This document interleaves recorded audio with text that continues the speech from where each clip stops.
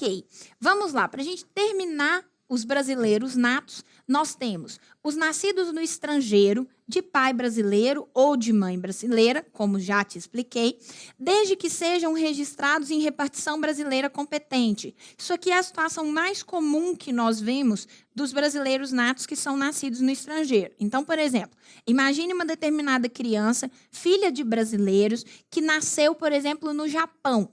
E ela não tem direito à nacionalidade japonesa, os pais vão voltar com ela para o Brasil, nenhum deles está a serviço da República, eles estão lá a turismo e a criança nasce.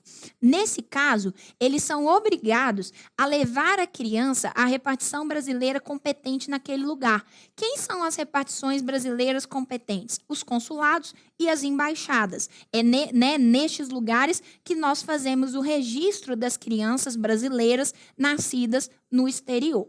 Então, nasceu no exterior, não está a serviço da República, o pai e a mãe têm o dever, a lei vai regulamentar isso, mas eles têm o dever de fazer o registro da criança na repartição brasileira competente.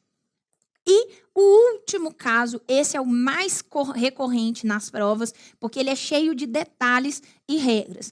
Nascidos no estrangeiro, de pai brasileiro ou de mãe brasileira, que venham a residir na República Federativa do Brasil e optem em qualquer tempo após adquirida maioridade pela nacionalidade brasileira. Então, vamos entender isso aqui. Imagine uma determinada brasileira que se casou com um francês, foi morar na França e lá o nenenzinho dela nasceu. Então, ele é filho de mãe brasileira, nascido no estrangeiro. Essa criança, né, a mãe, não tinha interesse mais de voltar ao Brasil com ela, decidiu não registrá-la na repartição brasileira competente, porque ela já tinha direito à nacionalidade francesa em razão de seu pai. A criança, então, né, cresce, se torna um adulto e hoje ela tem 50 anos. E ela decide vir residir no país de sua mãe já falecida. Então, ela vem e firma residência aqui no Brasil. E estando com residência aqui no Brasil, ela opta por adquirir a nacionalidade brasileira. Ela pode fazer isso? Pode. Por quê? Porque ela já atingiu a maioridade e a Constituição diz que, uma vez atingida a maioridade, em qualquer tempo eu posso, né, pleitear a nacionalidade brasileira a que eu tenho direito. E essa moça vai se tornar não uma brasileira naturalizada, mas uma brasileira nata, né? Esse adulto se tornou um brasileiro nato. Por quê? Porque ele já tem esse direito desde o seu nascimento. Ele só precisou optar por essa nacionalidade. E como a opção ela demanda plena capacidade de direitos civis, era necessário que ele já fosse maior de idade, ok? Então, isso, né, ou melhor, esses são os brasileiros natos. E os brasileiros naturalizados? No caso dos brasileiros naturalizados, nós vamos ter duas situações distintas. E elas vão dizer respeito à origem do brasileiro naturalizado. Se eles forem originários de país de língua portuguesa, Portugal, Moçambique e outros países que têm como língua oficial a língua portuguesa, eles vão ter que cumprir um requisito mais brando para se naturalizar. Basta que eles comprovem residência ininterrupta no Brasil por 1 ano e que eles sejam, né, comprovem idoneidade moral. A idoneidade moral aqui no Brasil, ela é comprovada pela certidão de antecedentes criminais. Comprovado isso, ele está apto a ter, né, ele já adquire a nacionalidade brasileira. E no caso das pessoas que são originárias de outros países que não têm como língua oficial a língua brasileira, né, a língua portuguesa, eles vão ter que cumprir um requisito mais difícil. Eles têm que comprovar, né, que já habitam, residem ininterruptamente por 15 anos no Brasil, que eles não têm condenação penal e eles vão ter que requerer a nacionalidade brasileira ao órgão competente. Então, 15 anos, sem condenação penal para quem é proveniente de país que não tem como língua oficial a língua portuguesa. Então, esses são os brasileiros naturalizados. E aí a gente tem que ver a situação do português equiparado, que está previsto lá no parágrafo 1º do artigo 12 da Constituição. A Constituição, ela dá tratamento equiparado aos brasileiros, ela os equipara aos cidadãos brasileiros, desde que eles tenham residência permanente no Brasil e que haja para os brasileiros lá em Portugal a reciprocidade desse mesmo direito. Então, por exemplo, direito de voto. O Brasil permite, porque em acordo há o mesmo direito recíproco aos brasileiros que estão em Portugal. Então, isso é uma situação em que há equiparação do português ao brasileiro. Fique atento. Ele se naturalizou brasileiro? Não. Ele não quis a naturalização. Ele continua sendo português. Por isso que ele é um português equiparado a brasileiro. Ele não é brasileiro, ele não adquiriu a nacionalidade brasileira, se tornando um brasileiro naturalizado, ok? Então, isso é importante que você saiba.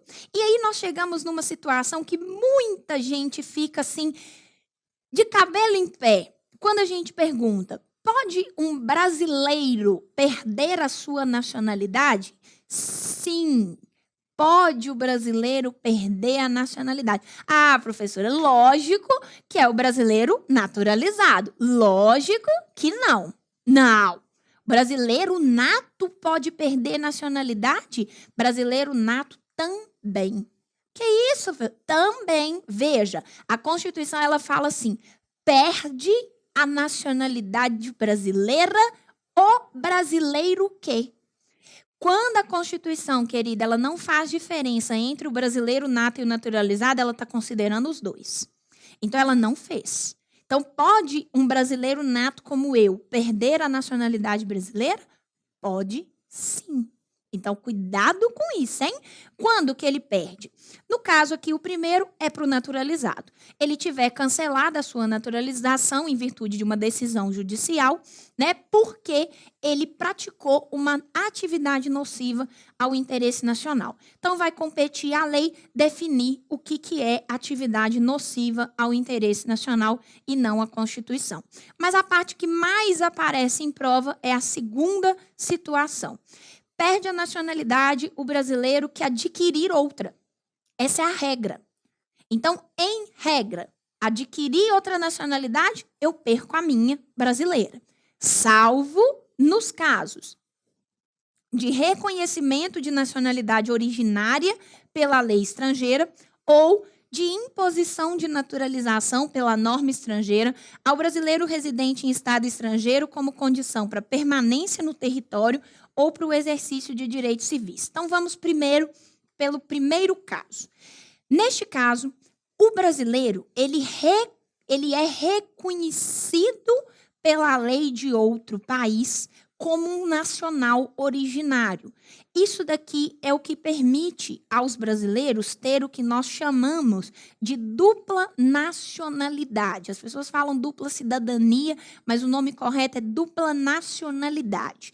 Então, eu vou ter a nacionalidade brasileira e vou ter a nacionalidade estrangeira. Muito comum, por exemplo, que as pessoas que são de origem italiana façam essa requisição ao governo italiano, né? Por quê? Porque a lei italiana, ela é até bastante abrangente, né, em reconhecer nacionais originários pelo critério sanguíneo. Então, eu sou filho de italiano, eu sou neto de italiano, se não me falha a memória, vai até a 4ª geração, você pode pleitear ao governo italiano que o reconheça como originário de lá. Então, você vai ter dupla nacionalidade. Agora, eu não sou descendente de italianos, e eu quero ser italiana, se eu me naturalizar italiana, eu perco a nacionalidade brasileira, porque a lei italiana não me reconhece como um original do seu país, né? Uma pessoa que originariamente provém de lá, seja pelo critério de solo, seja pelo critério sanguíneo. E no segundo caso, não se trata de um reconhecimento de nacionalidade originária, mas trata-se de uma imposição de naturalização. É diferente. Aqui, o que nós temos é a seguinte situação. O brasileiro está lá, naquele território, e a lei daquele país, ela exige que para ele permanecer no território, ou para ele exercer direitos civis, por exemplo, para ele trabalhar naquele território, ele precisa se naturalizar. Uma vez que a saída do Estado brasileiro é opcional para nós, o Brasil não pode me impedir de ficar lá tomando de mim a minha nacionalidade brasileira. Então, o que a Constituição fez? Ela falou assim, olha, quando for imposto a você a naturalização, em razão de você permanecer ou exercer os seus direitos, você, neste caso, vai poder se naturalizar e ainda assim vai manter a nacionalidade brasileira. Caso contrário, se não for uma imposição da norma estrangeira e eu me naturalizar, eu perco a nacionalidade brasileira, seja eu brasileiro nato ou naturalizado. Ok? Vamos lá, para a gente terminar aqui, né, os direitos de nacionalidade, a gente tem um macetinho a respeito dos cargos privativos de brasileiro nato. É o mp3.com. Vamos lá no quadro que eu vou elencar para você quem são essas figuras aí, quem são quais, né, são os cargos privativos de brasileiro nato. Só os brasileiros natos podem preencher, ocupar esses cargos. Vamos lá. Veja, eu coloquei para você o macetinho mp3.com. Por quê? Porque aqui nós vamos ter, né, a questão, nós vamos memorizar com mais facilidade quais são os cargos privativos de brasileiro nato. Então, o primeiro M é ministro ou ministros do Supremo Tribunal Federal. O Supremo Tribunal Federal, ele tem 11 ministros e esses 11 ministros, eles têm que ser brasileiros natos, não podem ser naturalizados. Então, qualquer um deles pode ser brasileiro nato. Por que o macetinho é MP3? Porque são 3 presidentes. O presidente da República e o vice, o presidente da Câmara dos Deputados e o presidente do Senado. Gláucia, veja aqui. A pessoa, o brasileiro naturalizado, ele pode ser deputado federal? Pode. Ele pode ser senador? Pode. Mas ele pode ser presidente? Não. Ele não pode ocupar o cargo nem de presidente da Câmara, nem de presidente do Senado. Gláucia, qual que é a razão de eles colocarem esses cargos como privativos de brasileiro nato? Observe que isso se dá em razão do fato de que estas pessoas são os sucessores do presidente da República em caso de impedimento temporário. Então, como que fica, né, se o presidente ele estiver temporariamente impedido de estar no cargo? Ele viajou, foi para um evento lá na ONU, e aí o Brasil não pode ficar sem presidente. Regra, primeiro vem o vice, que tem que ser nato. O vice também está impedido, porque como aconteceu, por exemplo, no governo da Dilma. A Dilma estava na ONU, o Temer foi cumprir a agenda presidencial no Uruguai. Quem vem? Vem o presidente da Câmara e não o presidente do Senado. Primeiro é a Câmara, porque ela representa o povo. Então, o presidente da Câmara vem para a sucessão. Nós vamos falar isso melhor quando formos estudar Poder Executivo. O presidente do Senado, se o presidente da Câmara estiver impedido, ele também assume né, sucede. E, por último, o presidente do Supremo Tribunal Federal, que pode ser qualquer um dos 11 ministros. Continuando aqui com o nosso mp3.com, o C é de carreira diplomática. O O são os oficiais das Forças Armadas. Então, a partir de segundo tenente de Força Armada é que eu sou considerado como oficial. Então, oficiais das Forças Armadas. E o último M despenca em prova, ministro de Estado da Defesa. O ministro de Estado da Defesa, ele também tem que ser brasileiro nato. Observe, ministro de Estado da Defesa, ele é um ministro do Poder Executivo. E todos os ministros, com exceção deste, que é o ministro de Estado da Defesa, podem ser brasileiros naturalizados. Gláucia, então o ministro da Justiça, o ministro da Fazenda, o ministro da Casa Civil, eles podem ser naturalizados? Eles podem. Quem não pode? Apenas o ministro de Estado da Defesa, ok? Então, tenha atenção aqui com esses cargos privativos de brasileiro nato, né? O mp3.com, macetinho para você memorizar e na hora da questão de prova, você verifica se encaixa no mp3.com. Não encaixou, aí a gente não está diante de um cargo privativo de brasileiro nato. Vamos voltar lá para a nossa tela.